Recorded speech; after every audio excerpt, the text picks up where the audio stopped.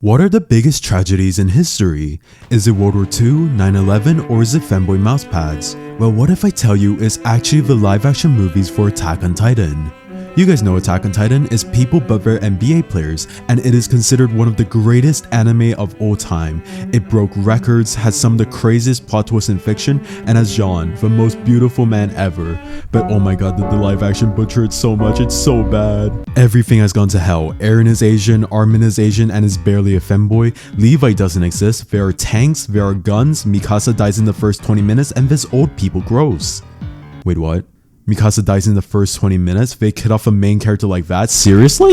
But before we get into that, let's go through some of the good stuff they did really quickly. The opening animation? Gorgeous, absolutely gorgeous. The sets, well, at least at the start, look amazing. The town feels alive and bustling, and that's really important when they kill everyone here 15 minutes later. And my biggest praise of all, I'm so glad they take a different angle to Attack on Titan.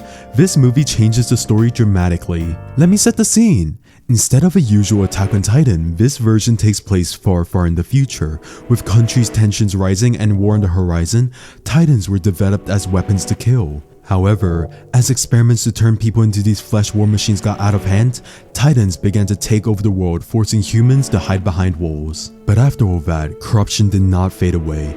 The government, wanting to maintain their power, purposefully exposed people to Titans, letting countless people die so that the dependence on the government grew stronger. In this world, fear means power. That's genuinely interesting. You see, if they were to make an exact replica of the anime where everything is exactly the same down to Eren's nose hair, why would anyone watch these movies over the anime? So I'm glad they made it different, except this movie is way too different. And it's stinky. Really stinky. Because despite having Attack on Titan in the title, these movies barely honor the anime and change everything. Essentially what the live action does is it chucks the anime at a wall, takes its groin, and then spits on it. Take the characters for example. Out of the main cast, how many characters do you think exist in the live action? Time's up, 6 of them exist. Levi, gone. Erwin, never existed. Reiner, Historia, Annie, Burrito, all gone. My King John though, he's still here, thank god. But the only characters are Eren, Armin, John, Hanji, Sasha, and then Mikasa, who dies in the first 20 minutes, so she doesn't really count. Let's go one by one on how these characters are handled. Eren is infinitely less interesting, his motivations are weak, his backstory is weak, and when Eren loses his leg, we're like, oh no. We don't care about Eren, and his first impression does not help with that. Our first impression of him is doing this zesty pose and dropping this banger quote. Do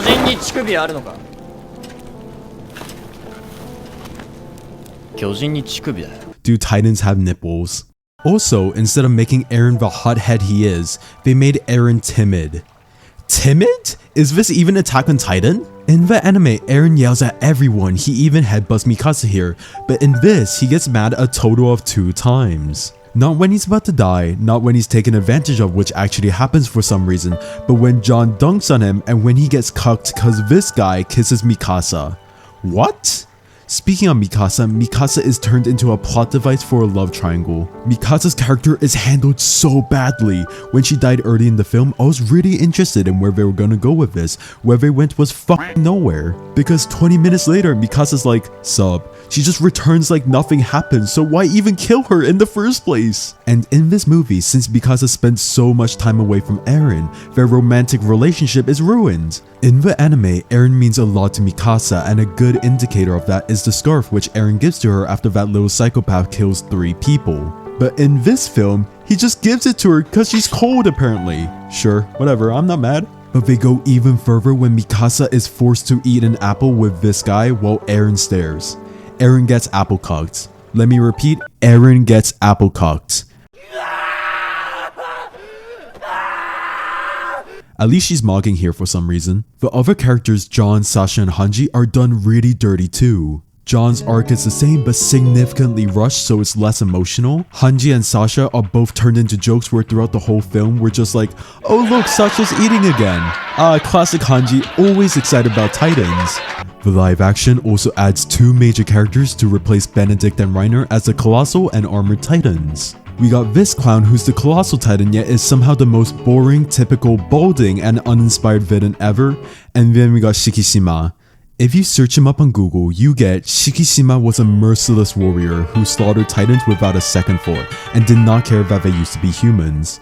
But in reality, this guy's a giant moron. There's some stuff I like about him. He's the armored titan, he's anti-government, which is how I feel whenever I pay my taxes, and he's both the mentor and enemy of Eren. He has all the foundation to be a great character. Then why did we make him so goofy? After every scene he smirks like he's the coolest person in the world, the way he treats Mikasa is straight up harassment, his personality switch to save Eren is nonsensical, and his dialogue, oh my god, his dialogue. For example, when he's giving Eren a pep talk, he says, "Go fly." Are we watching Haikyuu? What is this? What are you talking about? The only character they do well is Armin. Although he's not a femboy like in the anime, which brings me to tears every night, in this movie they made Armin a mechanic, so he's good with bombs and vehicles. And that's great since his skill set makes him interesting and it ties in with the world really nicely. But that brings me to another problem I have with the live action. The technology. In the live action, technology is nuts. We have cars, tanks, guns, bombs, rocket launchers, and is that a jukebox? Okay, that's pretty cool. But the thing is, they don't do anything with this technology. Sure, they use the cars to go vroom vroom, but it's frustrating when these characters don't use this technology in the most obvious situations ever. Half the time you're just screaming at your screen because the guy who's shootable is not being shot. Like these guys are trained military combatants, yet they don't shoot when their life is on the line, or when Hanji has a rocket launcher and Hanji just shoot the Colossal Titan, please, he's right there, what are you doing? Why introduce technology when the characters don't use it properly? And the biggest mistake this film makes is that they forget what makes Attack on Titan so popular. The Titans. Whenever there's a Titan on screen, they steal the show. They're scary, they're tall, and they ripped up Eren's mom like a paper shredder. But in these films, they look awful, specifically this one. This one sucks, this one's ugly. It's just hard to be frightened and immersed in these films when the Titans look not terrifying, but they look like this. And it's not just the Titans, oh no, that would be too simple. It's the whole thing. The whole thing is low quality. The ODM scenes, the scenes where people talk in front of a green screen, this scene where it looks like Eren is covered in semen. Also, side note, why does he look like he just got pegged here? And my biggest complaint, why do the Titans moan when they're summoned? None of this looks or sounds good, and it barely resembles Attack on Titan. Like, look at this scene. If I asked you if this looked like Attack on Titan, what sane person would answer yes? Attack on Titan is a beautiful show. There's a reason this series took a decade to complete, and that's because every person who worked on it put so much effort into it, maybe a little too much.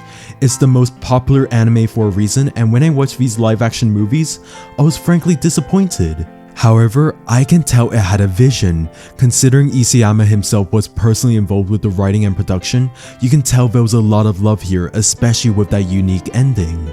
But when you compare the live action to the beauty of the anime, how can you ever compete? Play the montage.